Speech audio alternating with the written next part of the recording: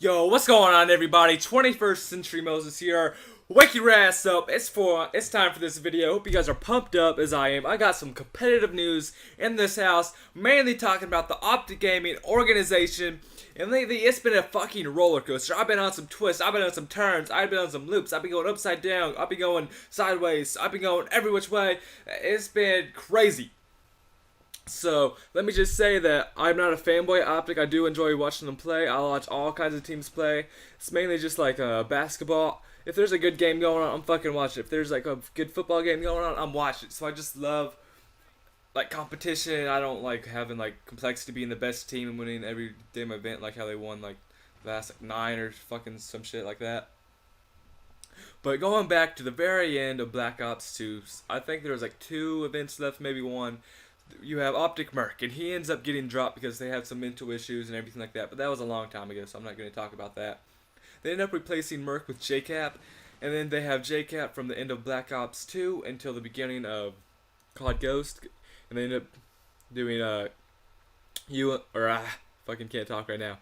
MLG Columbus, and they don't do very well. It's one of their worst placements ever. So they end up dropping JCap, and they end up picking up Ricky. And Ricky is a very good S&D player, but he's not like a real hype up player or anything. A lot of people say the main reason like they're not doing too well is because they're not hyped, they're not talking, they're not like just screaming and shouting everything that you want everybody to be doing.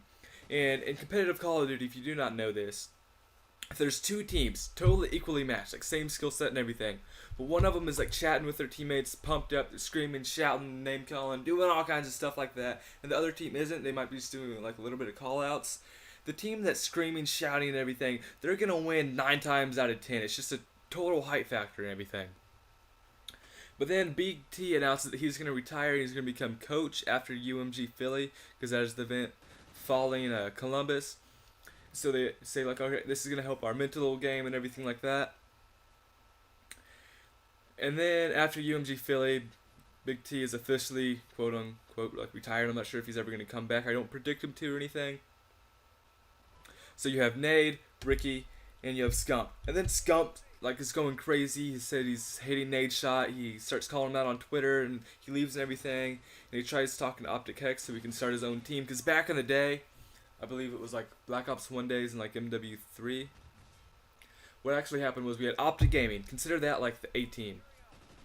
You had Scump, Big Tiber, Merc, and I believe Rambo back in the day. And then you have Optic Nation, which is pretty much the B team, and that was like Optic Nade Shots team, because like Hex just wanted them to do that and wanted them to compete and stuff like that. But Scump left and everything, so that's established, and they just weren't getting along. A lot of people were name calling, and he ends up joining Envy. So it was him, Proofy, Gunjar, and Merc. Rambo ended up becoming their like team captain, so Big T and Rambo kind of became like captains. Because Optic Hexy officially owns Envy, and he officially owns Optic, but like Optic is like his #1 or choice or something like that. I'm not really sure how it is. And then we have Glacier who joins the team, and he's one of the most like fun players to watch in my opinion. He's screaming, he's shouting, he's talkative. He gets me hyped up whenever I'm playing the game. I can be in a bad mood, start watching some event, and I am pumped up. I am screaming for him. I'm shouting right there along with him, even though I'm still in my room on my computer. But he's just one of those players. So now it's just Nade, Glacier, and Ricky, and then Parasite ends up writing a letter to Optic Hex on Twitter saying that he apologizes for everything like that because he will. I don't want to give him this role, but like a lot of people didn't really like him that were like Optic fanboys, and he wasn't really fond of the Optic team at all. So there was kind of that rivalry between them. But he ends up joining the team, and then something like 4 days go by, somewhere around there. They weren't playing together because like they had a lot of the same play styles. They didn't really mesh well. So Parasite ends up leaving with Ricky, and they end up joining Curse because that was Parasite's team before joining Optic. And then it was just Optic and Nade, and then they end up picking Saints and Imbos. So Saints is a very good player all around. And Imbos is one of those players that is, in my opinion, fun to watch. He's unpredictable, and they just become this really good team in my opinion. And then Saints ends up leaving for Strictly Business. And Strictly Business ends up dropping Dito and picking up Saints. So for the 2K tournament, Optic picked up Dito. And a lot of people thought, okay, they're going to pick up Dito now. I wasn't really sure about that because I didn't know who he was before the tournament they played with him. He's not a very bad player. But then, all out of fucking nowhere, Scumpy joins the Optic Gaming team again. So there was like that I just got a text. I'm sorry about that. There was like this 2-week hiatus where Scumpy wasn't on the team and he was like calling him out. He was on Envy, and then I guess he came to his senses. He's like young. He's like 18.